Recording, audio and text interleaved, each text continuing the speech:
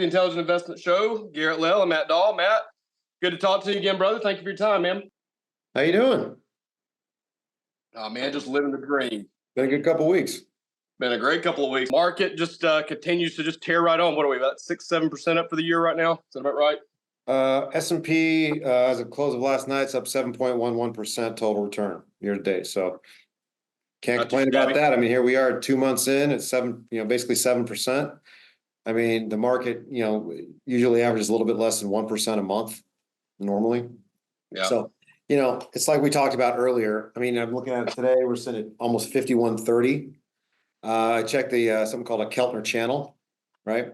It's just kind of it measures the general momentum and where the market where the top of the market should be, where the bottom of the market should be within a channel inside of a given trend, whether it's up or down, right?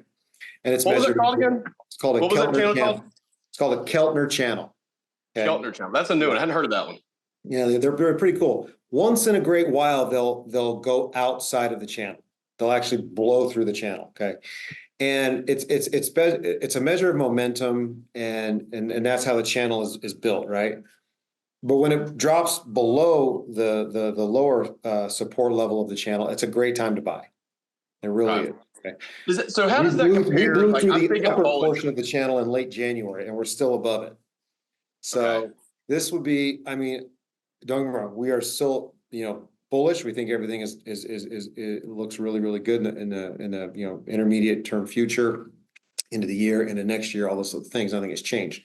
That being said, the market has moved a lot the last 2 months, more than I thought it would. It doesn't mean it's not a time to sell. I'm not, we're long-term investors. We believe in doing the math and the work and building positions for 12, 24, 36, 48 months out. But we're not necessarily putting new money to work right here. Okay. We think there could be probably, and a lot of this, from Newton over at Fundstrat, he brought this up, and I tend to agree with him. And if I don't agree with him, I tend to listen to what he has to say, and then I agree with him because he's really good at what he does. I would think there would be, I thought there was going to be a consolidation starting toward the middle end of February. It looks like it's going to be pushed out a little bit. A lot of it having to do with just this momentum that was created from the tech side, specifically from NVIDIA. And we might not get that consolidation really till middle of March. And that middle of March timeframe could be the catalyst for that, could be the CPI report that comes out on March 12th. Okay. So, we had a pretty hot CPI. We had a hot PCE, which is, they're siblings. Hot January CPI, hot January PCE that was released, here in the month of February. And we're going to get February CPI March 12th. Okay. So, we talked about, we see companies that do a lot of price increases in January. So the seasonal adjustments that we get in January usually aren't that great. And that's why we typically see kind of those inflationary month over month spikes in January, because it's a year over year, and that's when companies raise prices. We typically, when we get a hot CPI in January, it's also followed by a hot February CPI. This time it's a little different in that I don't think the market would be pricing in a hot February CPI, okay? Because inflation has been cooling off so rapidly for effectively the last almost year now, right? And things are really starting to normalize. So we kind of look at January as an anomaly. If it's supported again in February with another hot month over month core CPI and hot month over month core PCE, that's going to be difficult again. And then we go back to the bad girlfriend, good girlfriend. Okay. I was just going to ask. Yeah, here we go, right? So then we're going to get back to the bond market's going to be in control. Doesn't matter how good NVIDIA is doing or how good the tech sector is doing or how good earnings are doing. They're doing great. I mean, look at NVIDIA. $5.16 a share on 459 consensus. It beat a massive guidance number that it gave in November. It blew that off by 12.5%. No matter how strong those earnings are, it's not going to matter if CPI comes in much hotter than consensus. Consensus being, 0.3%. So if we get, which is still not great, okay, the market can probably live with 0.3, okay? being that the 10-year is sitting at 4.2. So we have a little bit of room there. But if the market comes in at 0.4 again, well, now we're at almost 5% annualized rate again for the second month in a row, which now says that inflation is hotter than the benchmark 10-year treasury note. And I think you're going to see the 10-year turn around, reverse course, and go right back to 450. And if it does that, my guess is we would probably see a pretty quick correction of 5 to 7%. That would be my guess. We've talked a lot in the last several weeks, NVIDIA driving the market, and then we had a huge number, and NVIDIA's up about 23% since our last conversation. It's up 65.2% this year. This year? This year. It's our biggest core position. And again, we have happy clients and we have a happy Matt. Did it start as your biggest position or become it? Because that's one of those moves that it can become your biggest position. We made it a 7% position in our portfolio end of last year. Yeah. Oh, wow. On the last show, we talked about, in fact, we titled it The Data-Driven Economy. And you made a point that NVIDIA was so important right now because it's an AI-driven market. That is really what's driving the market. We like to see breadth. We like to see not just one, for example, if tech's up 50% and everything else is flat, that may average out in the index to say we're up 10%. But we'd much rather see 15 or 8 or 9 different sectors up 10%, sort of around that, than maybe just one carrying the entire load. So it's kind of like a football team, right? You want a balanced offense. You want a little bit of contribution from several different players. I mean, you look at the RSP, which is the equal weight S&P 500. So these are all the companies in the S&P 500 with the exact same effect on that indice. In the equally weighted index, we're going to take $100, we're going to divide it up over 500 different companies, and what does that come out to? 20 cents a pop. That's what you're getting, 20 cents for every $100 in each of the 500. Right. I mean, if you look at right now the single biggest weighting in the S&P 500 is Microsoft at 7.12%. Okay. Well, let's go from there. Let's go down to Costco. It's a great company. Costco is a monster, right?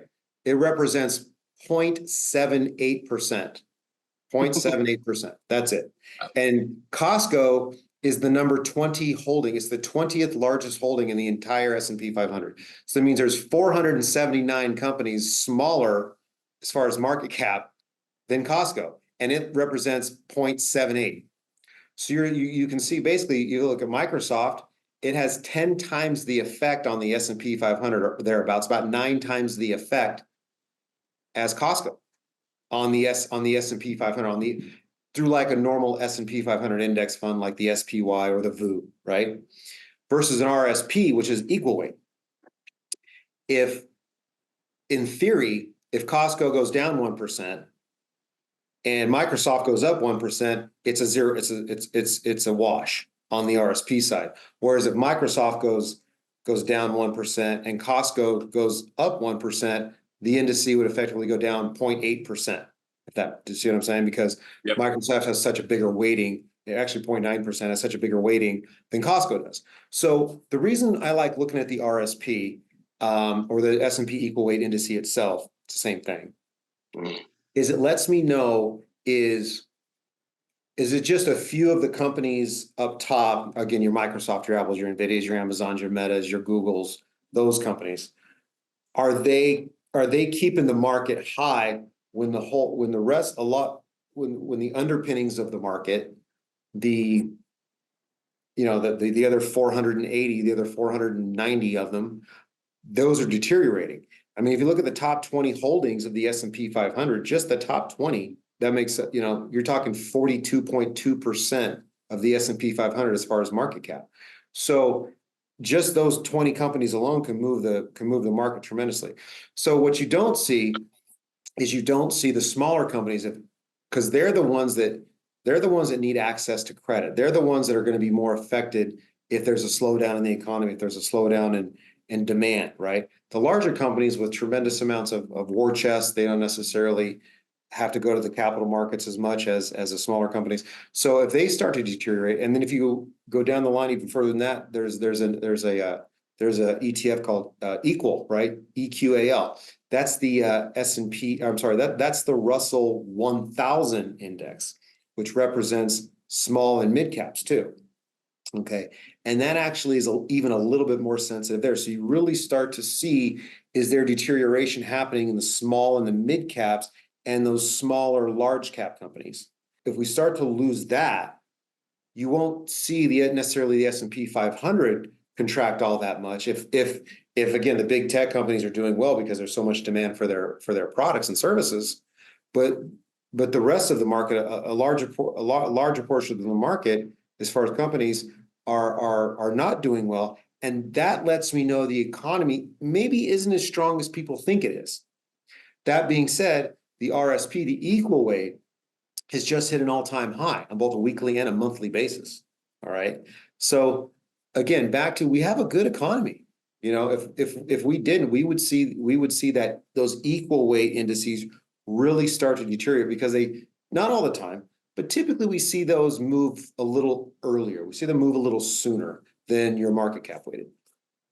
Well, and to drive this just a little bit harder home or further home, the top 5 companies make up about 24% of the S&P 500. So in other words, put another way, 1% of the names make up 24% of the index. So if you buy the S&P 500, 24% of your investment is being bet on 1% of the companies. Now, that can be good or bad depending on those companies. But again, to your point, what you just made, what you discussed about NVIDIA, as NVIDIA grows, it becomes a bigger part of the index, and now you're getting more and more on that. So it's a different.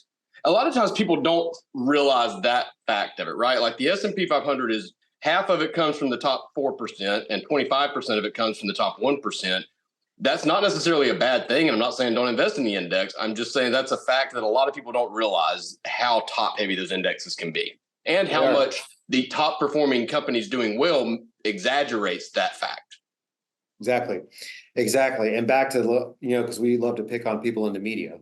That's one of our favorite things to do. That's what we do. That's kind of our purpose. What we do, right? Like we throw darts at them and then point and laugh. That's what we do. Here's these companies. They've done tremendously well. They're great companies with amazing products, incredibly smart people, and that's why they are where they're at. So when you see a lot of people that go on TV or print media and they downplay investing, well, I wouldn't put any money in there. They're the S&P's too top heavy and tech's carrying the whole load and da da da da da da da da. Well, okay. Let's run down that rabbit hole of logic. Okay. As a portfolio manager. I can already tell this is going to be fun. Go ahead. You're the other portfolio manager. So you're not going to buy these companies. You're not going to allocate, and you're going to be underweight these companies because you think the market is too top heavy and you don't agree with it. Well, to your point, 1% makes up 25% of the market. So if you're not allocating money there, at least 25%, okay, then guess what's happening? You're not following the indice, okay? And you're risking, you're basically telling the entire world that you're wrong and I'm right, and I'm going to outperform the market with my great ideas and information that everybody already has. I'm going to think about it. Yeah, but welcome to human nature, right? I mean, Isn't that what we all think we can do, is outsmart everybody else? Right. You have to understand that effectively is the indice. So you run a massive risk, a huge risk, probably I would say a 4-to-1 risk based on simple percentages of underperforming the market if you don't. Yeah. So, and I think to a lot of folks' credit, a lot of, institutions' credit and smaller portfolio managers like myself, is we realize that, and at the end of the day, we want to do our best to provide our clients as much alpha as we can with the least amount of risk possible. We touched a little bit on CPI. We've got another CPI report coming out before we talk again on March 12th. What are you looking for on that? I know we talked about it a little bit before, but that we've kind of talked about the January, the February, and that March is important. But what are you looking for in March? What is the market looking for? What are you looking for from that? Well, I'm looking for two things right now. So obviously we're I believe Tuesday is Super Tuesday, election season. So we're getting into that kind of world where the politics start to do their best to knock on the door of the markets. Okay. So there's going to be a lot of the world's coming to an end, the world's coming to an end, the world's coming to an end happening. And we actually saw that this morning in UMich. The UMich Consumer Sentiment Report came in kind of light, like 76.9. I think consensus was 79.2. Okay, so consumer confidence came in a little bit light, which we tend to see in election seasons, right? Okay, we see, oh, things are going terribly. We hope the other guy wins, blah, blah, blah, blah, blah. So we have sort of a little bit of a headwind coming in with consumer confidence because there's a lot more communication that's happening now to the general public as far as the economy and consumerism and all those other things, because of course, one side is going to talk the other side down. So we have that. You couple that, if inflation's specifically the number that comes out on March 12th, the 0.3, the consensus of 0.3, if it comes out much hotter than that, and I mean 0.35, I think I think the bond market's going to throw a fit, and it's going to pull the equity markets back pretty quick. But I don't think it's going to stay there all that long. There is an absolute buy the dip mentality right now. Okay, we went from all of 2022 and early 2023 from what they sell the rip. Now it's buy the dip. Okay, because earnings are strong. Earnings are coming in strong. I think earnings this quarter are going to be close to $56 a share, whereas consensus was $53.12. So we should nail our number, which is right about $222 a share S&P for 2023. We'll have those final numbers here just in a couple of weeks. So earnings are strong. If inflation gets a little hotter than the market's pricing it in, and the bond market sells off, that's going to be a problem for equity markets. And usually we get a little jumpiness in the March-April timeframe. It's kind of usually February is a bad month, and then flex goes the other way in March. But if you look at 2022, we had that nice little run up into March, and then it just kind of dove off into April, which happens too.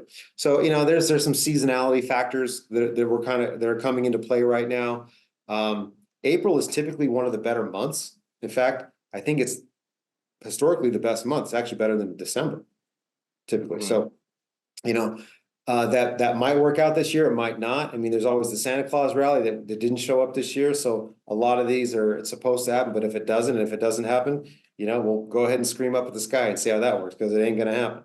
So, as long as we don't, I think there's some good tailwinds still. Consumer credit is getting a little high. We're starting to see some stress there. But again, back to our old friend labor. Labor's fine. Labor's strong. We still have a lot of job openings. Okay, JOLTS is strong. JOLTS is nearly 9 million. Okay, job openings are nearly 9 million. We're still creating, lots. I think jobs comes out next Friday. I think that number should be 200,000. Okay, last month it was 353,000. So I'll be really anxious to see where we land in terms of consensus of 200,000.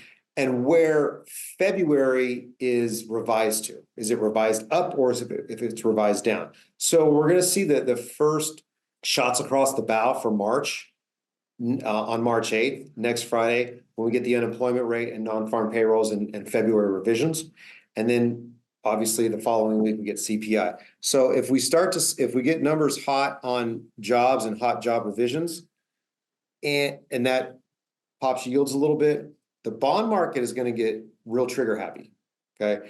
And if it's supported with a hot February CPI, I think you're going to see the wheels come off probably for 2 to 4 weeks, And my guess is it would probably be somewhere to a 5 to 7% correction. Anything could happen. It might not move at all. It might just have a couple of days of indigestion, go 2-3%, and then that'll be the end of it. Or it could be a consolidation period where we have a trough somewhere in the 5 to 6% range, or we could have more data come out that's bad, or an exogenous event could happen. Anything can happen, but those are the things that are kind of in the forefront, and I think are the closest to market moving. But and to be fair, I don't think I would necessarily mind a little bit of a cooling off of this market and letting it kind of come back into the Keltner Channel, right? Letting it come back into the channel. It's just, I'm not saying it's overbought. If you look at the DeMarc counts, it's not really showing any signs of exhaustion or anything like that, but it just feels like it's a little stretched to me.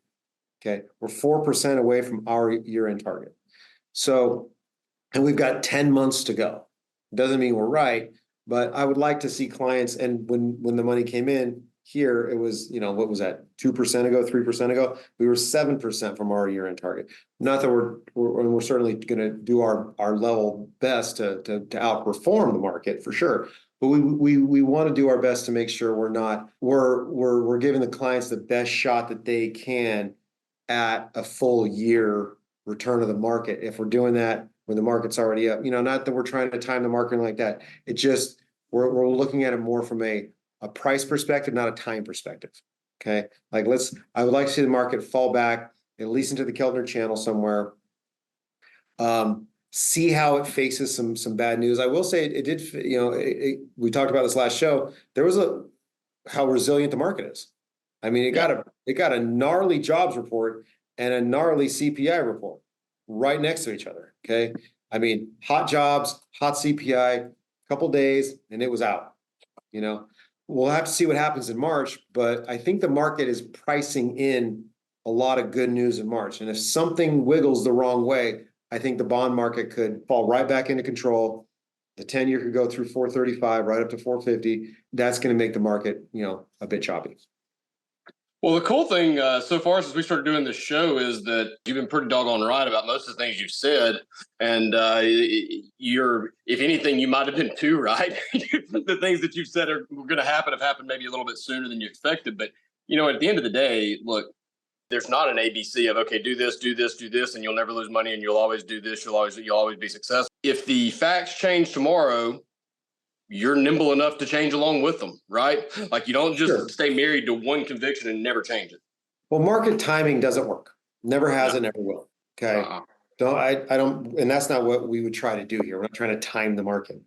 What we're looking at is the return at the end of the year, where we're at now, and thinking, well, it feels pretty stretched at this time of the year. So I would like to see the market at least get back into a more normal range before I would allocate, whether that happens at 5,000 on the S&P, at 4,750 on the S&P, or whatever. I would like to see the market be back into its channel. Well, and I think you just said one word right there. It feels. A true seasoned professional investor has that seat of your pants feel that you develop over time. You can't learn it in a textbook. Nobody can teach it to you. It's just an instinct that you develop from years and years of repetition. And I think that's maybe a shorter, more condensed way of saying what I was trying to say there. We can't give you a science that's always going to work. There's always going to be that art side of it. And that's what you're paid to do, is to have you're paid for that seat of your pants feeling, intuition, instinct that you've developed over a 20-year career doing this. It's just you have to get it wrong enough times to get it right enough times to learn, right? The best lessons I ever learned is when I did it wrong. All right, brother. Well, thanks for your time, man. As always, see you in 2 weeks. All right, my friend. Talk to you later, man.